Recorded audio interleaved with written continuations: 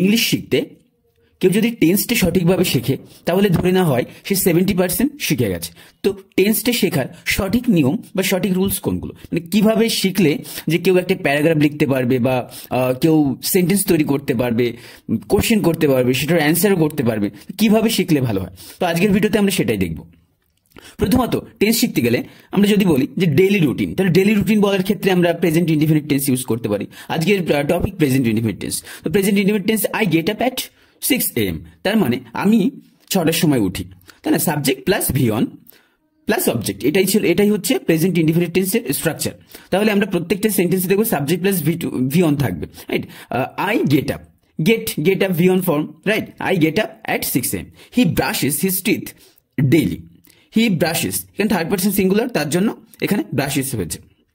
Subject plus V on, we play cricket every Sunday, we play cricket every Sunday, subject plus V on, কি খেলে, কি খেলার কথা বলছে, আমরা কি খেলি, ক্রিকেট খেলার কথা বলছি এভরি সানডে। নেগেটিভ সেন্টেন্স গুলো কিভাবে হয়, I do not understand this question, অর্থাৎ ভার্বের আগে যে ভার্বটা থাকবে, main verb V on form যেটা থাকবে, তার আগে ডু নট বা ডাজ নট ব্যবহার করে নেগেটিভ সেন্টেন্স করতে হয়। যেমন এখানে ব্যবহার করা হয়েছে I do not understand this question, মানে আমি এই কোশ্চেনটা বুঝতে পারি না। He does not trust stranger, সে অপরিচিত লোকদের বিশ্বাস করে না, সে করে না, একটা স্টেটমেন্ট বলছে। টু এক্সপ্রেস জেনারেল ট্রুথ আর ইউনিভার্সাল ফ্যাক্ট, দেখুন the earth moves round the sun, এটা পৃথিবী সূর্যের চারিদিকে ঘোরে, এটা আগেও যেমন ছিল, আগেও ঘুরতো, এখনো ঘোরে, তো এই জন্য এগুলোকে ইউনিভার্সাল ফ্যাক্ট বলা হচ্ছে। এইসব ক্ষেত্রে আমরা কিন্তু প্রেজেন্ট ইনডিফিনিট টেন্স ইউজ করবো। ওয়াটার ফ্রিজেস অ্যাট 0°C, এটা কি জেনারেল ট্রুথ বলবো, এটা সাধারণ সত্য, কারণ আমরা সবাই জানি water freezes at 0°C, subject plus V on. এবার দেখবো কিভাবে আমরা কোশ্চেন করতে পারি, ডু ডাজ দিয়ে কিভাবে কোশ্চেন করতে পারি। ডু ইউ প্লে ক্রিকেট, অর্থাৎ আমরা এখানে কিভাবে স্ট্রাকচারটা ফলো করতে, প্রথমে ডু ডাজ নিয়ে আসবো, তারপর সাবজেক্ট আনবো, তারপর ভার্বের ভি অন ফর্মটা আনবো, ঠিক আছে? তো দেখে নেই, do you play cricket, answer যখন ইয়েস নো কোশ্চেন হবে তখন অ্যান্সার করতে হবে yes I do or no I don't. Does he live here, সে কি এখানে বাস করে বা এখানে থাকে, ইয়েস হি ডাজ, সে এখানে থাকে। এভাবে সংক্ষেপে আমরা অ্যান্সার করতেই পারি। Does the train stop here, does the train stop here, ট্রেনটা কি এখানে থামে, ইয়েস ইট ডাজ। এভাবে আমরা সংক্ষেপে অ্যান্সার করতেই পারি প্রেজেন্ট ইনডিফিনিট টেন্স ইউজ করে।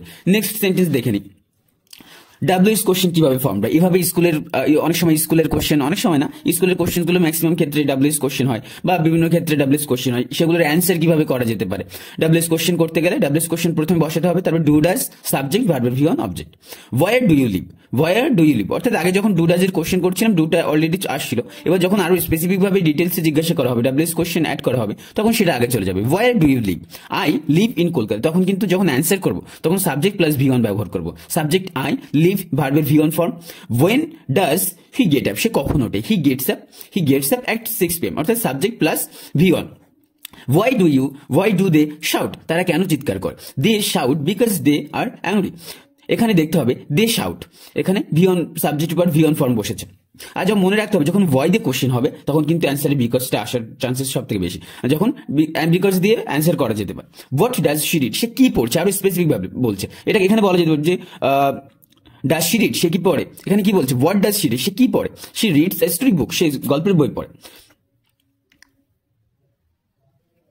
জানুয়ারি 2026 থেকে নতুন ব্যাচ শুরু হচ্ছে, ক্লাস 6 to 12 শুরু হচ্ছে। কারো অ্যাডমিশন করানো থাকলে, কারো ভাই বোন ফ্রেন্ডস কেউ অ্যাডমিশন করতে চাইলে এখনই এই কন্ট্যাক্ট নাম্বারে যোগাযোগ করতে হবে।